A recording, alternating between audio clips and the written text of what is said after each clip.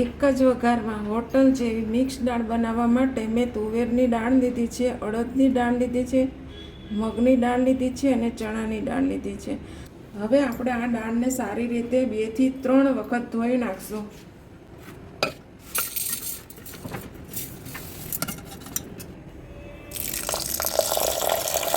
અને આપણે 2 થી 3 વખત ધોઈ નાખશું. આને આપણે સારી રીતે ધોઈ લેવાનું. આપણે 3 થી 4 વખત આ દાળને સરસ રીતે ધોઈ નાખી છે. હવે આપણે એની અંદર અડધી ચમચી હળદર એડ કરી દઈશું, અડધી ચમચી જેટલું મીઠું એડ કરી દઈશું અને 1 ચમચી જેટલું ઘી એડ કરી દઈશું. હવે આપણે આ ઢાંકણ બંધ કરીને આને બાફવા મૂકી દઈશું.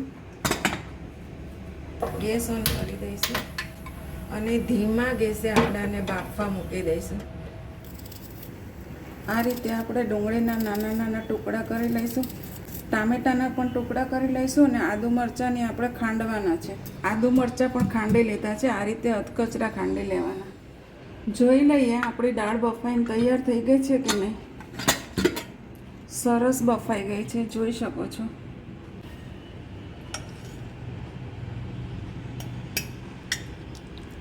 હવે આપણે આનો વઘાર કરી લઈશું. એની પહેલાં આપણે જેટલું પાણી એડ કરવું હોય એટલું કરી દેવાનું.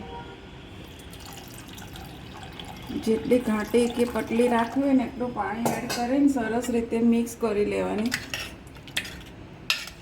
ગેસ ઓન કરી દઈશું, તાસણું મૂકી દઈશું, તેલ લઈ લઈશું. થોડુંક તેલ આગળ પડતું રાખવાનું. 1 ચમચી ઘી એડ કરી દઈશું. આપણું તેલ ગરમ થઈ ગયું છે. સૌથી પહેલાં આપણે રાઈ એડ કરી દઈશું, જીરું એડ કરી દઈશું, થોડી હિંગ એડ કરી દઈશું, સૂકા લાલ મરચાં એડ કરી દઈશું, થોડોક લીમડો એડ કરી દઈશું. આપણે ડુંગળી સુધારી હતી એ એડ કરી દઈશું. પહેલાં ડુંગળી એડ કરવાની,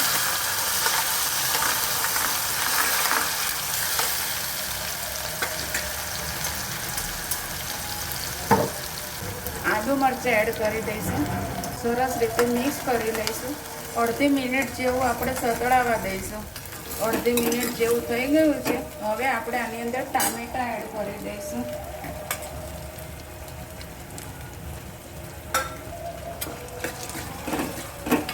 હલાવી લઈશું અને આની અંદર જ હવે આપણે બધા મસાલા કરી લઈશું. આપણે અડધી ચમચી જેટલી લસણવાળી ચટણી એડ કરી દઈશું, સાથે લાલ મરચું એડ કરી દઈશું, ધાણા જીરું એડ કરી દઈશું અને ગરમ મસાલો એડ કરી દઈશું. ફરીવાર આપણે સરસ રીતે મિક્સ કરી લઈશું. આપણે આ મસાલાને અડધી મિનિટ જેવું ચડવા દઈશું. અડધી મિનિટ જેવું થઈ ગયું છે અને આપણે મસાલા પણ ચડી ગયા છે અને તેલ પણ છૂટું પડી ગયું છે. હવે આપણે આની અંદર આ દાળ બાફેલી હતી ને એ એડ કરી દઈશું.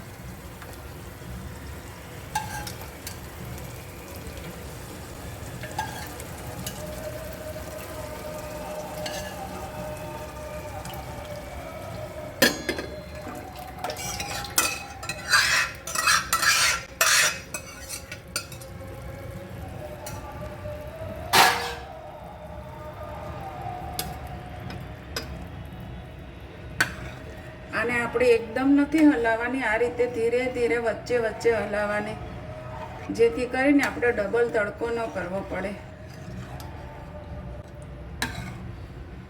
હવે આપણે આની અંદર સ્વાદ પ્રમાણે મીઠું એડ કરી દઈશું. આપણે દાળમાં પણ મીઠું એડ કર્યું હતું એટલે આપણે આપણા સ્વાદ પ્રમાણે જેટલું ખાતા હોય એવી રીતે મીઠું એડ કરી દેવાનું. ફરીવાર સરસ રીતે મિક્સ કરી લઈશું.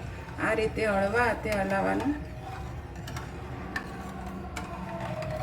થોડીક વાર આવી રીતે હલાવતું રહેવાનું, જેથી કરીને નીચે દાળ ન બેસી જાય અને આપણી દાળ સરસ એકદમ સરસ થાય.